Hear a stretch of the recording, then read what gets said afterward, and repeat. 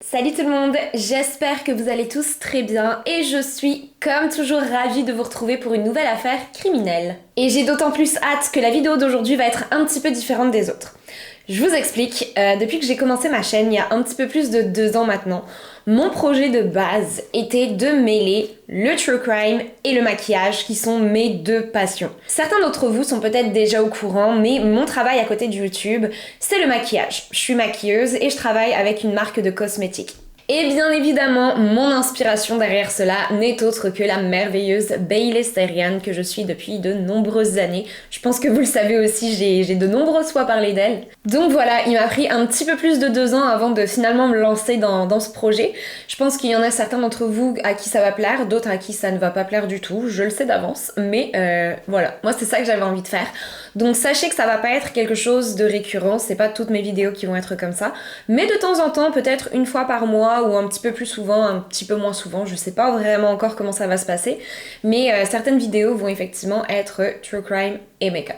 Mais avant que l'on entre plus en détail dans notre affaire du jour, je suis ravie de vous présenter notre sponsor qui n'est autre que Ipsos AIC. Ipsos AIC est une compagnie qui existe déjà depuis de longues années et qui se spécifie dans les études de marché. Vous êtes donc invité à répondre à de nombreux sondages extrêmement rapides et faciles et à prendre part dans les recherches. Et à chaque sondage auquel vous répondez, vous gagnez des points qui peuvent ensuite être échangés contre des cartes cadeaux. Et l'éventail de cartes cadeaux parmi lesquelles vous pouvez choisir est particulièrement large. Comme je l'ai dit, ces sondages sont extrêmement faciles et rapides, et après avoir précédemment échangé mes points contre une carte cadeau de 10 $ chez Amazon, comme vous pouvez le voir ici, je suis à 2 doigts des 500 points, ce qui me rapproche de mon but ultime qui est d'obtenir une carte cadeau chez Tim Hortons pour assouvir mes envies de café. Les sondages sont particulièrement clairs et précis sur la façon dont vos réponses vont être utilisées. Et comme je l'ai dit précédemment, il est extrêmement rapide de répondre aux sondages. Vous pouvez donc le faire à n'importe quel moment de votre journée. À votre tour donc maintenant de découvrir Ipsos AIC grâce au lien que vous allez trouver dans la description de la vidéo. Et maintenant, place à notre affaire du jour.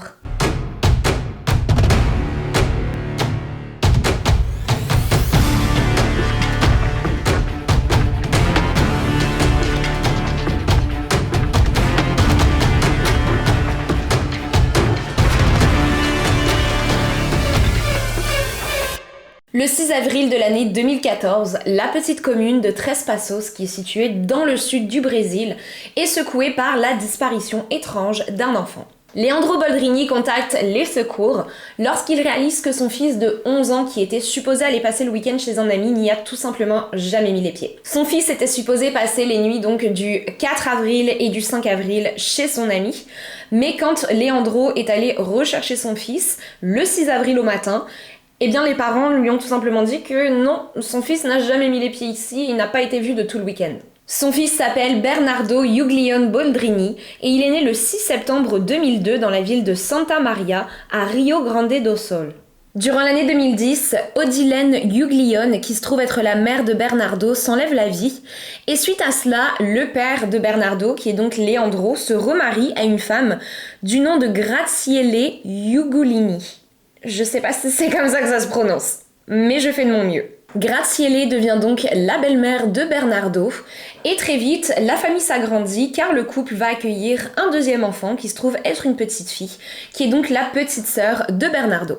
Comme vous pouvez l'imaginer, les débuts dans la vie de Bernardo n'ont vraiment pas été faciles, car perdre sa mère déjà à un aussi jeune âge est quelque chose clairement de très compliqué qui a énormément joué sur son moral, mais en plus de se retrouver au milieu d'une nouvelle famille avec une nouvelle belle-mère et une nouvelle petite sœur, ça n'a vraiment pas aidé. Et en plus de cela, comme si ça ne suffisait pas, Bernardo, qui vient déjà de perdre sa mère, reçoit l'interdiction de rendre visite à sa grand-mère du côté maternel, alors qu'il en est extrêmement proche, car son père a tout simplement décidé qu'il était mieux de couper totalement les ponts avec la famille de son ex-femme. Ce qui va être quelque chose de particulièrement difficile à accepter aussi pour la grand-mère de Bernardo, car elle adore son petit-fils, elle est extrêmement proche de lui, et elle va même tenter de se retourner vers la justice pour tenter d'obtenir une autorisation de visite de son petit-fils, ce qui va tout simplement lui coûter des mois entiers d'attente pour finalement recevoir une réponse négative.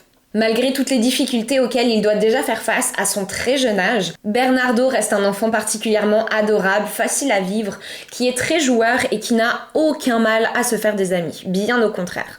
À l'école, ses professeurs le décrivent comme étant un enfant très attentif, extrêmement intelligent, mais qui demande tout de même énormément d'attention. Bernardo réclame sans arrêt qu'on s'occupe de lui, qu'on lui donne de l'attention, qu'on lui donne de l'amour, ce qui va effectivement mettre immédiatement la puce à l'oreille à ses enseignants qui vont réaliser que ce pauvre petit garçon est clairement en manque d'amour et ne reçoit pas l'attention qu'il devrait recevoir au sein de sa famille. Et en plus de cela, il arrivait assez fréquemment que Bernardo arrive à l'école avec des vêtements ou bien des chaussures qui n'étaient pas du tout à sa taille, 2 fois, voire 3 fois trop grandes parfois. Et lorsqu'il était questionné là-dessus, il répondait tout simplement qu'il s'agissait là des vêtements de son père que ce dernier ne portait plus, car ses parents ne lui achetaient tout simplement pas de vêtements à sa taille. Et ça va aller même encore plus loin car les mères de ses camarades de classe vont elles aussi réaliser que quelque chose ne va pas au sein du foyer de Bernardo. À chaque fois que ces dernières venaient chercher leur enfant à l'école, Bernardo demandait s'il pouvait les appeler maman. Il leur prenait la main et recherchait tout type d'affection possible de leur part. Et lorsque Bernardo allait jouer chez des amis, la situation était exactement la même. Il est même arrivé à plusieurs reprises qu'il demande aux mères de ses petits camarades si elles acceptaient de l'adopter. Ce qui est absolument déchirant. Je peux même pas imaginer ce qu'ont dû ressentir ces mères lorsqu'elles n'ont eu d'autre choix bien évidemment que de renvoyer Bernardo dans son foyer tout en sachant qu'il n'était pas du tout heureux là-bas. Et tout le monde autour de lui est absolument unanime pour dire que Bernardo est un enfant particulièrement doux, particulièrement calme, bref, vraiment un enfant adorable. Le climat au sein du domicile des Boldrini est particulièrement froid et violent. Leandro, son père, passait son temps à se moquer de son fils. Il n'arrêtait pas de lui répéter que ce dernier était complètement inutile, qu'il ne servait à rien, qu'il était stupide et surtout qu'il deviendrait complètement fou, comme sa mère, et finirait potentiellement même lui-même par sauter la vie. Il se moquait sans arrêt de lui et ne cessait de lui répéter qu'il avait des troubles mentaux et qu'il n'était pas un enfant normal. Il lui répétait ce genre d'atrocités en boucle pratiquement tous les jours et il s'amusait même parfois à le filmer tout en lui disant des horreurs absolues et en rigolant derrière la caméra parce que ça le faisait bien rire de voir son fils souffrir. Leandro est médecin et il est décrit comme étant un homme plutôt froid. Il passe sa vie entière à travailler, c'est la seule chose qu'il fait et lorsqu'il n'est pas en train de travailler, il préfère passer son temps avec sa nouvelle petite amie et leur fille plutôt que de s'occuper de Bernardo. Et en ce qui concerne sa nouvelle petite amie, Graziele, cette dernière ne cherche même pas à entretenir la moindre relation avec Bernardo. Elle ne cesse de répéter à son nouveau beau-fils que ce dernier est absolument inutile et qu'elle serait bien plus heureuse s'il ne faisait pas partie de sa vie. Est-ce que vous vous imaginez à un seul moment dire ce genre de choses à un enfant qui n'a même pas 10 ans encore à ce moment-là? J'ai vraiment pitié pour ce genre de personnes. Et les choses vont aller si loin que Bernardo va de lui-même, du haut de ses 11 ans, se rendre à la cour de justice de sa ville et demander à un juge s'il accepte de le placer dans une nouvelle famille. Il explique alors, avec les mots d'un enfant bien évidemment, ne pas être heureux tout simplement dans sa famille actuelle et vouloir être placé dans une nouvelle famille, car son père et sa belle-mère ne s'occupent tout simplement pas de lui. Il ajoute même être particulièrement inquiet pour la santé de sa petite sœur qui n'est à ce moment-là encore qu'un bébé. Et personne ne va faire quoi que ce soit. Aucune enquête ne va être lancée, personne ne va essayer de comprendre la raison pour laquelle un enfant de 11 ans se présenterait devant un juge, lui disant ne pas être heureux. Parce que je suis désolée, mais à partir du moment où un enfant se présente de lui-même à une cour de justice, c'est qu'il y a vraiment quelque chose qui cloche. Retour donc à la date du 6 avril 2014, lorsque Bernardo vient de disparaître. Sa disparition va entièrement bouleverser sa famille et les autorités vont immédiatement lancer une enquête pour essayer de découvrir ce qui a pu lui arriver et pour essayer surtout de retrouver sa trace le plus rapidement possible. Des avis de recherche sont alors placés au travers de la ville entière et plein de messages et de posts sur les réseaux sociaux sont eux aussi affichés, accompagnés de la photo de Leandro ainsi que le numéro de téléphone de la police pour que toute personne ayant le moindre indice puisse contacter les autorités le plus vite possible. Mais malheureusement, aucun appel ne va être passé car personne n'a la moindre idée de ce qui a pu arriver à cet enfant. Dans un cas de disparition tel que celui-ci, où il s'agit d'un enfant qui est mineur, ce sont bien généralement les parents qui sont les premiers soupçonnés et les premiers à être interrogés. Leandro, le père de famille, va être le premier à être questionné par les autorités Et même si en premier lieu, rien ne va vraiment leur donner la puce à l'oreille comme quoi il aurait quoi que ce soit à voir dans la disparition de son fils, très rapidement ils vont réaliser que quelque chose d'étrange tout de même se passe, car Leandro ne se réfère jamais à son fils en l'appelant mon enfant, mon fils, ou encore même par son prénom Bernardo. Il utilise à chaque fois des termes comme le garçon ou encore l'enfant, mais il évite toujours de montrer un quelconque rapprochement entre Bernardo et lui. On dirait presque qu'il parle vraiment d'un enfant qui lui est inconnu, pas du tout de son propre fils. Et tandis que Leandro est en train de nier tout lien de famille avec son propre fils Bernardo, c'est sa nouvelle petite amie, donc Graziele, qui est à son tour interrogée. Et bien rapidement, les policiers vont réaliser que cette dernière ne leur dit pas tout. En fouillant un petit peu, les policiers vont découvrir que le jour de la disparition de Bernardo, soit le 4 avril 2014, Graziele a été arrêtée pour un contrôle de police à environ 50 km de Tres Passos, qui se trouve être la ville où elle vit. Graziele roulait à ce moment-là bien au-dessus des limitations de vitesse, mais ce qui va vraiment retenir l'attention des policiers, c'est qu'à ce moment-là, elle ne se trouvait pas seule dans le véhicule, car sur le siège passager se trouvait un petit garçon d'environ une dizaine d'années, qui s'est présenté comme étant Bernardo Boldrini. Comment se fait-il donc que Bernardo se soit trouvé ce jour-là à plus de 50 km de chez lui avec sa belle-mère, alors qu'il était à ce moment-là supposé être chez un ami vivant juste à côté de chez lui? Les soupçons des policiers vont donc immédiatement se tourner vers Graziele, et bien rapidement, ils vont découvrir une version des faits bien plus sombre qu'ils ne l'auraient imaginé. Lorsque Graziele est interrogée, elle explique avoir ce jour-là pris la route avec son beau-fils pour aller acheter une nouvelle télévision.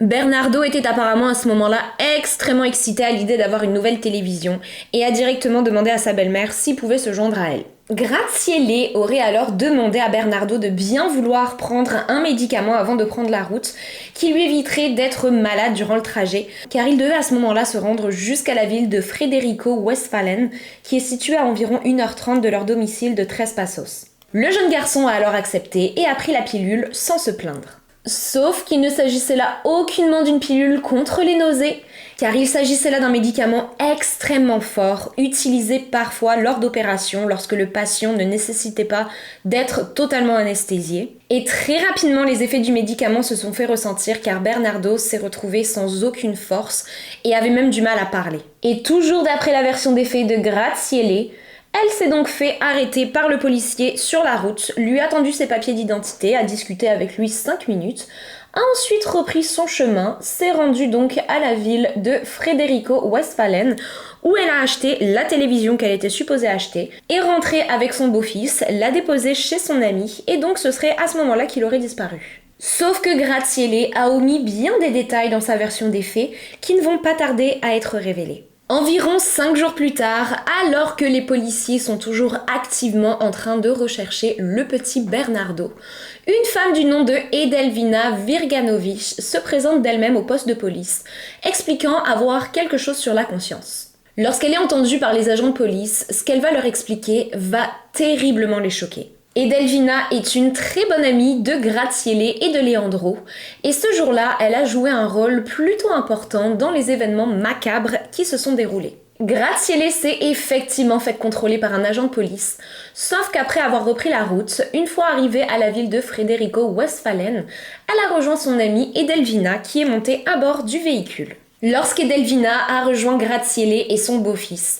le garçon était déjà dans un semi-sommeil et était presque totalement inconscient. Et c'est alors qu'une deuxième dose de ce médicament lui a été administrée, et cette fois-ci par intraveineuse, de la part d'Edelvina directement, qui se trouve être une infirmière et qui savait donc très bien ce qu'elle faisait. Elle a l'habitude de manipuler des médicaments tels que celui-ci. Les intraveineuses, ça la connaît. Et donc elle sait exactement ce qu'elle est en train d'administrer au garçon et de quelle manière le faire. Et je vous rappelle quand même que ce médicament est extrêmement fort et doit donc être utilisé en très petite quantité.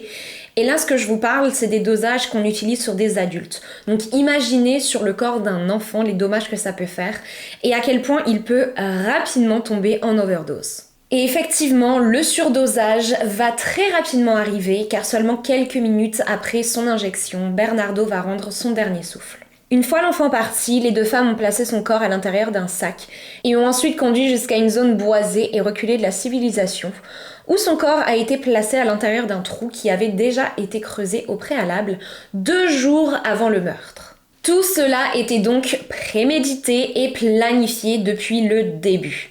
Et sachez qu'une autre personne va être reliée à ce crime horrible, et cette personne n'est autre que Evandro, le frère d'Edelvina, qui est la personne ayant creusé le trou. Les deux femmes vont alors saupoudrer le corps d'hydroxyde de sodium, qui se trouve être un produit chimique très puissant et corrosif qui permet de faire avancer plus rapidement la décomposition du corps, mais qui permet aussi de brûler les tissus de la peau et d'éliminer les odeurs. Elles vont ensuite placer le sac contenant le corps de l'enfant à l'intérieur du trou, qu'elles vont recouvrir de pierres et reboucher. Et ce qu'Edelvina va ensuite dire rajoute encore plus d'horreur à ce récit déjà monstrueux. Elle ajoute qu'il est tout simplement possible que Bernardo n'était pas encore mort lorsqu'il a été enterré. Elle affirme que Bernardo ne bougeait plus du tout et ne semblait pas respirer, mais ni Graziele ni elle n'ont pris le temps de vérifier son pouls et de vérifier si effectivement il avait bien perdu la vie ou non. Il est donc tout à fait possible qu'il ait été enterré vivant. Lorsque les policiers lui demandent pourquoi son frère et elle ont accepté d'être mêlés à un plan aussi tordu, elle explique que Leandro leur avait promis une grosse somme d'argent avec laquelle ils comptaient tous les deux s'acheter un nouvel appartement. Ce qui veut bien dire que Leandro, le père de Bernardo, était lui-même impliqué dans ce plan terrible depuis le début. Après ce récit glaçant, Graziele est de nouveau convoquée au poste de police, et soudainement, elle semble se souvenir d'un petit peu plus de détails que lors de sa première interrogation. Elle explique que oui, effectivement, son fils, ou plutôt son beau-fils, a bel et bien perdu connaissance après avoir ingéré le médicament qu'elle lui a donné, mais elle insiste sur le fait que ce médicament en question était bel et bien un anti-nausée et rien d'autre. Elle rajoute qu'elle avait à ce moment-là dans son sac à main d'autres médicaments bien plus forts et qu'il est possible que tout simplement Bernardo ait attrapé lui-même le sac à main, ait pris les médicaments et se soit intoxiqué lui-même tout seul. Elle ajoute qu'après avoir vu son fils totalement inconscient sur le siège arrière de sa voiture, elle a contacté son amie Edelvina pour lui demander de lui venir en aide et d'essayer de sauver la vie de Bernardo, car Edelvina, je vous le rappelle, est infirmière. Mais les deux femmes ont alors réalisé qu'il n'y avait plus rien à faire et qu'il était trop tard pour l'enfant. Plutôt donc que de l'emmener à l'hôpital ou de contacter les autorités, elles ont décidé de l'enterrer pour éviter d'être reliées à la mort de Bernardo. Et c'est après cela qu'elles ont eu la brillante idée de faire passer la mort de l'enfant pour une disparition. Ce qui ne va pas réellement convaincre les autorités, car je vous rappelle qu'à ce moment-là, Edelvina leur a déjà avoué que tout ceci était planifié depuis le début, et que Leandro lui-même faisait partie de ce plan macabre. Les policiers vont alors demander à Edelvina de bien vouloir les conduire jusqu'à l'endroit où elles ont enterré le corps du petit Bernardo. Et effectivement, le corps du garçon va bel et bien être découvert à l'endroit exact où Edelvina va les emmener, et ce 10 jours après sa disparition. Tel qu'Edelvina l'avait mentionné, le corps de l'enfant était placé à l'intérieur d'un sac plastique et il avait été saupoudré de dioxyde de sodium, laissant le corps dans un état de décomposition extrêmement avancé. Et les policiers sont étonnés de découvrir à quelques mètres seulement de la scène de crime le véhicule d'Evandro, le frère d'Edelvina. Ce qui veut dire que l'homme était bel et bien au courant de ce qui était en train de se passer, car il n'y a aucune explication logique au fait que sa voiture se trouvait sur la scène de crime, hormis le fait qu'il était impliqué dans ce plan. Une autopsie va alors avoir lieu sur le corps de l'enfant et effectivement des traces de ce médicament extrêmement puissant vont être retrouvées à l'intérieur de ses reins, de son foie et de son estomac, et ce en très grosse quantité. Il n'y a aucun doute possible pour les policiers, il s'agit bien là d'une mort par overdose, mais vu l'état de décomposition du corps, il leur est impossible de déterminer si le médicament a été ingéré par voie orale ou par intraveineuse. Les policiers vont réfléchir un long moment à la façon dont laquelle ces personnes ont pu se procurer un tel médicament qui n'est clairement pas prescrit à tout le monde du tout, car il n'est prescrit qu'aux médecins. Et ils vont rapidement faire le lien en se souvenant que Leandro est médecin. Il est donc la seule et unique personne parmi les 4 individus à avoir pu se procurer un tel produit. Les domiciles des 4 suspects vont alors être fouillés et chez Edelvina vont être retrouvées une pelleteuse ainsi qu'une pelle recouvertes de terre qui vont très rapidement être reliées à la scène de crime. Et le pire, c'est que le soir du 4 avril 2014, soit seulement quelques heures après le meurtre du petit Bernardo, Graziele et Leandro se sont rendus à une fête chez des amis, où ils ont été aperçus en train de boire, de danser, de chanter et de s'amuser toute la nuit, ayant l'air heureux comme jamais ils ne l'ont été.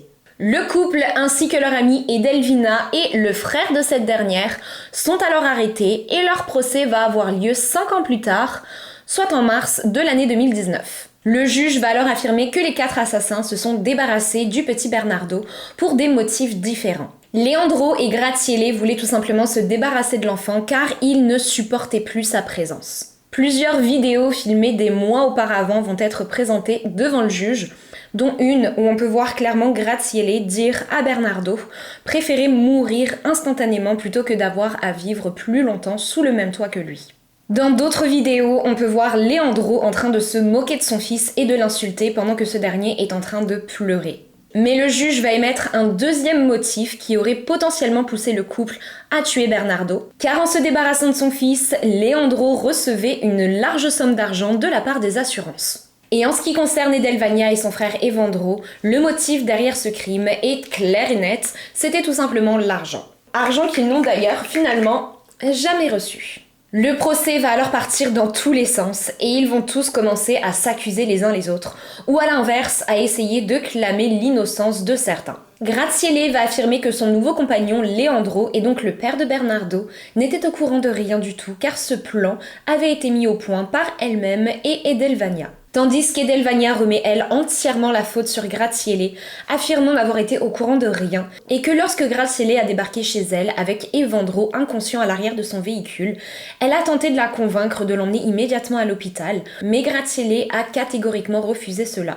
Evandro, son frère, tente lui aussi de se défendre en affirmant n'avoir été mis au courant de la mort de Bernardo que lorsque le corps de l'enfant a été découvert, car précédemment il n'avait absolument aucune idée de ce qui s'était passé, et la seule et unique raison pour laquelle son véhicule avait été retrouvé sur la scène de crime se trouvait être car c'était son endroit préféré pour venir pêcher.